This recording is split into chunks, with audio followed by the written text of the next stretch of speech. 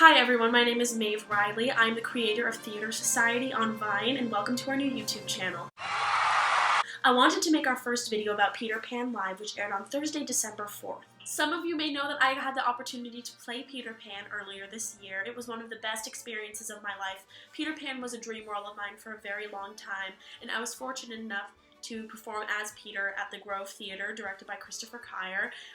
It was such a phenomenal show, and I was very excited to see this new production and to see what was brought to the table. Before I start talking about anything else, I wanted to read some of the reviews that just came out. The broadcast only finished maybe an hour or so ago, so these reviews are very fresh, and I just wanted to get a general consensus of how the public received this show.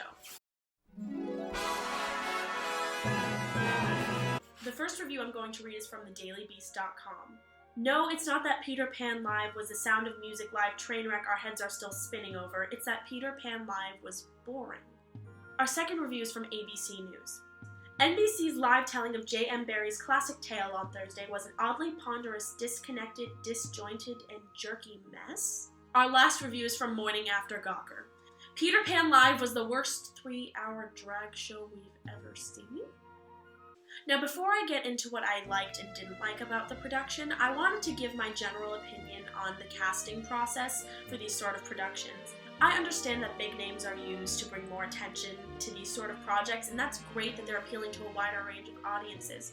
But a lot of the general consensus when it comes to the musical aspect of these shows is that the leads weren't as talented as people thought they were going to be. And it frustrates me a little bit because Broadway actors and actresses that originated these roles, they made these roles iconic, and they appealed to a wide range of audiences, which is why these shows were generally a success. So if these people made these shows successful in New York City, I don't understand why they wouldn't translate well to television.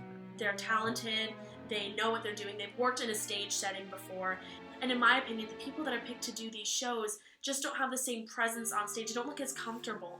I mean, yes, the big names increase the production value because of the celebrities that are in it, but the production value decreases, in my opinion, immensely when the leads don't have the same talent as people that I've seen do it better on stage. That's just my opinion, though. Some things I really enjoyed about the show were the sets. The sets were extravagant and beautiful. The scenery was incredible.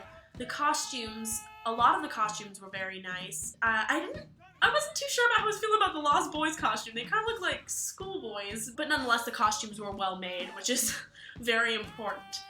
Now here are some things I wasn't too happy about while watching the production. While watching Peter Pan as a little girl, I was struck by the energy that Peter possessed, and I was blown away by the magic that seemed to emulate from him as a character.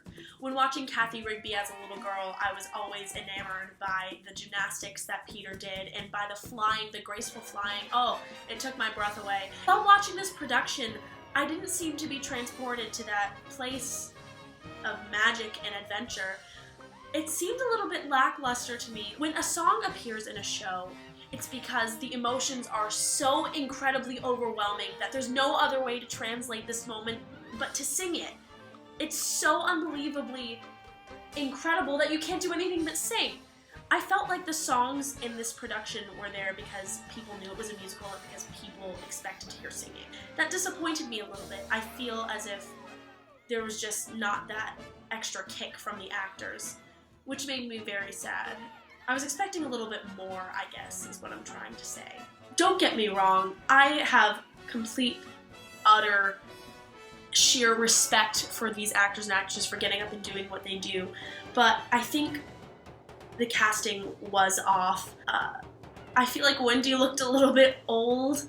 I mean, no disrespect, but I feel like Peter and Wendy are supposed to have like a significant age bracket. They should look as if they could be the same age.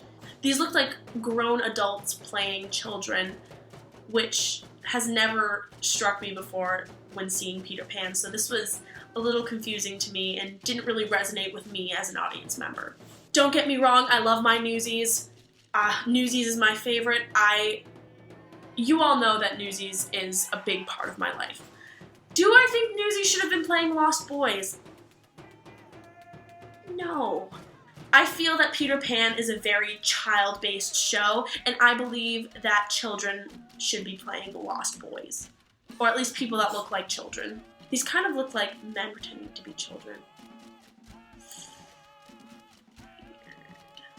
I didn't really appreciate the changes they made to the script. I felt like the dialogue was choppy. It didn't flow well. I didn't enjoy the changes they made to the songs. Where was Ugga-Wug? I'm not really a fan of fixing things that are already perfectly fine to begin with. So the fact that they added some new songs, it just didn't fly well with me. No pun intended. Fly, get it? Peter Pan. Peter Pan was a successful show because of what it was. Back when Mary Martin started playing Peter Pan, when Sandy Duncan came in and played Peter, when Kathy Rigby took over the role for so many years and brought joy to so many audience members, I just didn't feel that joy while watching this production. Nonetheless, what I am glad about is that musical theater is being brought to a new generation. Anyway, that concludes our video. Please subscribe, leave comments below on what you thought of the show, and expect a new video relatively soon. Thank you so much for watching. Bye.